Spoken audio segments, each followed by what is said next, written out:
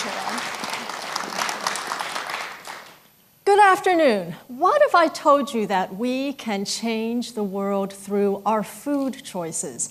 I challenge you in the next 12 minutes to open your minds and hearts to the power of plant-based eating and the fact that animal agriculture, the raising of animals for food, has grown to become one of the most damaging industries on our planet today. But I want to make clear that my intention is not to be judgmental, but to increase your awareness and give you important information which you may not know. Going greener with your diet could be one of the most powerful and transformative decisions you ever make in your life for 3 significant reasons. It has tremendous benefits for your health, it's critical to the sustainability of the planet, and it will widen your circle of compassion. Health. We've all heard the saying, you are what you eat.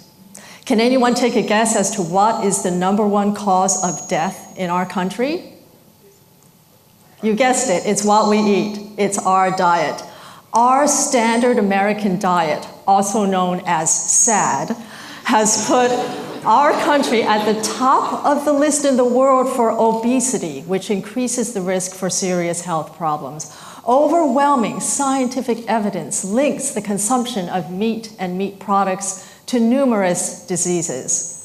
Health costs in our country related to meat consumption have skyrocketed to a staggering $50 billion every year. And the World Health Organization now places red and processed meats at the same danger level as cigarettes and asbestos. So we have a new saying now, meat is the new tobacco. And this was a recent issue of Time magazine. More and more scientific studies in just the past few years are contributing to the public's growing awareness that we need to become more critically aware of how meat can be harmful to our health. So why are plant-based vegetarian and vegan diets the healthier choice? There are so many reasons. A wide variety of nutrients, beneficial fiber, found only in plant foods, antioxidants, and hundreds of thousands of phytochemicals that protect our bodies and support good health.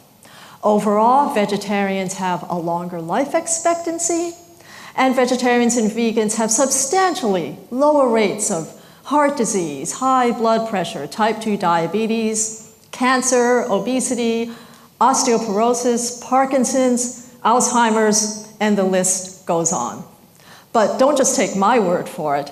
Support for plant-based eating comes from numerous organizations, including the American Cancer Society, American College of Cardiology, the Mayo Clinic, Harvard School of Public Health, and the National Institutes of Health, which says that vegetarians may be missing out on grilled hamburgers at picnics, but they also tend to miss out on the major diseases that plague many Americans.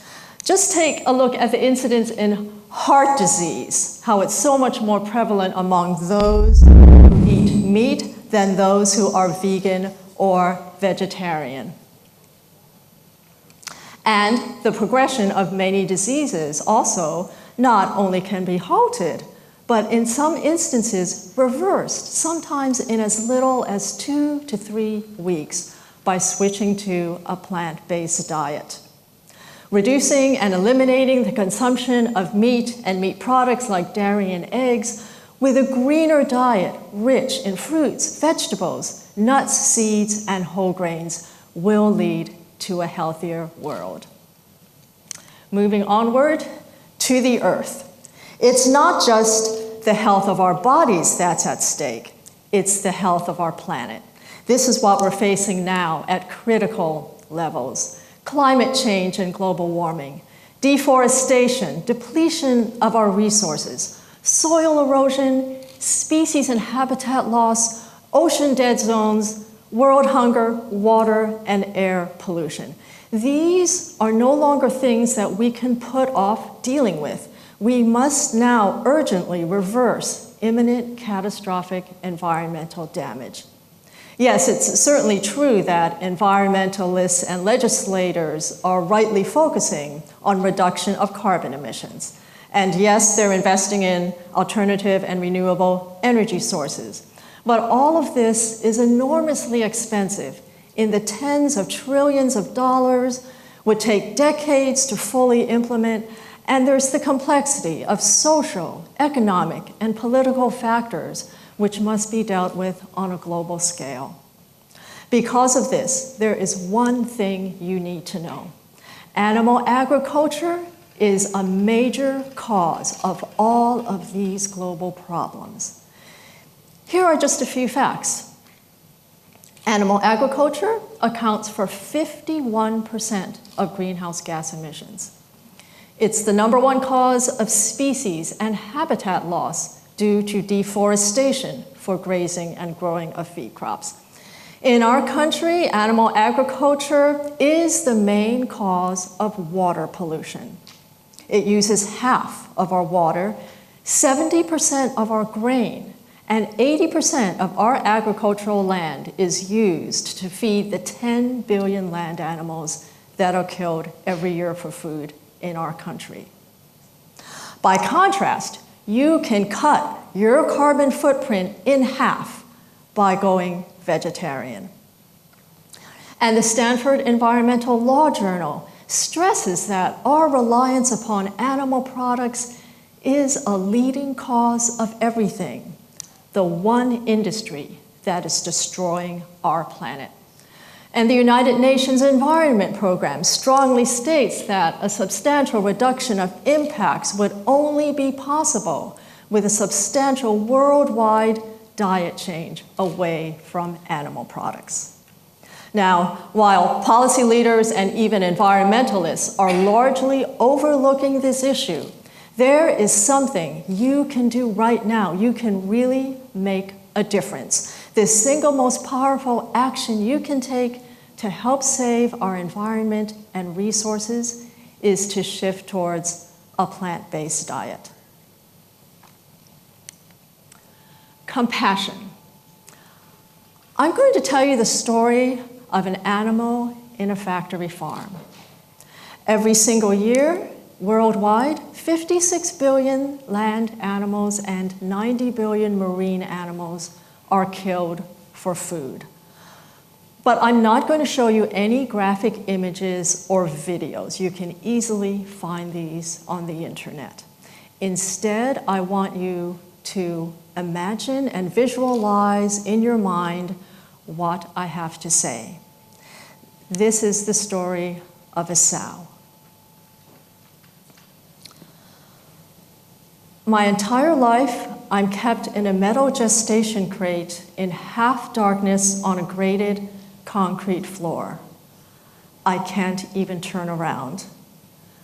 Confined and unable to engage in any of my natural behaviors, I suffer depression, frustration, and neurotic behaviors, sometimes screaming and biting the bars that surround me. My limbs are swollen, I have open wounds, and I'm lying in my own excrement. After giving birth from being forcibly impregnated, my babies are taken away from me, and I am sent to be slaughtered at the age of only 3 to 5 years. We pigs, like the other animals in factory farms, were supposed to be stunned into unconsciousness before being killed. But many of us are still alive as we are hoisted upside down, our throats slit, and we are lowered into boiling water to remove our hair. But did you know I have a sense of self, just like you? I'm more intelligent than a dog or cat and even a 3-year-old child. I'm a highly social creature, emotional and inquisitive, just like you. I have memories. I can recognize myself in a mirror, just like you. And I love to play, even computer games, just like you. And I have a bond with my babies that's as strong as any human mother's. I am not something, I am someone. I am not pork, I am not bacon, I am a living, feeling being, just like you. How many of you have pets? Many of us have pets, and how many of you love your pets as family members? I know that we all do. We all have an innate compassion for animals. So I challenge you to put at the front of your awareness the fact that every animal in a factory farm, like the pig I just described, is just as individual a living being as any of your pets. All animals have the will to live and the capacity to suffer and are equally capable of receiving our love. So we may ask ourselves, well, why love one but eat the other? Our choices regarding animals and diet are shaped by perception, the fact that we see different animals in different ways. And there are a number of reasons for this. Habit and culture, for one. Initially, most of us actually didn't make the choice to eat meat. It was a given. And then we continued the habit almost mindlessly, accepting it as normal. I myself, I ate meat for half of my life. I did not decide to become vegetarian until I was a graduate student in college. At that point, I learned about a lot of the information that I'm sharing with you today. Another reason has to do with a coping process that psychologists call psychic numbing, pertaining to loss of life on a massive scale. Even though at some level we do know that animals are being killed to become food, we avoid the emotional pain of empathizing with them as individuals. It's like a kind of denial where we choose to disconnect ourselves from the experience. This is what a slaughterhouse worker says. I don't think of farmed animals as individuals. I wouldn't be able to do my job if I got that personal with them. We simply don't see the face on the plate. Instead, it's generic food or meat. And another huge factor is marketing. Look at these products from the grocery store shelf. How do these images of happy animals and pleasant surroundings distance us from the suffering that the animals go through?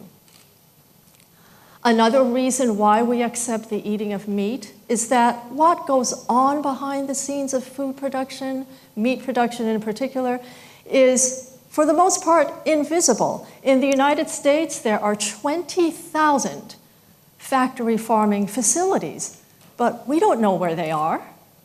And for these facilities, their only goals are efficiency and profit. The animals are seen only as commodities, as objects, as units of production. And you need to realize this, that the slaughter of animals for food is the largest amount of suffering and death happening on our planet today. In our country, every second, 317 animals are being killed for food. So, the next time you're eating, whether at home, at a restaurant, or in the dining hall here at William and Mary, I ask that you dare to be aware of the animal that was killed to become someone's meal. Going greener with your diet, it's not about giving something up. It's not about becoming a different person. It's about embracing something that's already inside of you, your innate sense of empathy, kindness, and compassion. And you won't be alone. Plant-based eating is a top global trend. The power of plant-based eating is the wide-ranging and deep impact it can have upon the direction of the world. It's up to you, and you can make a difference. Thank you.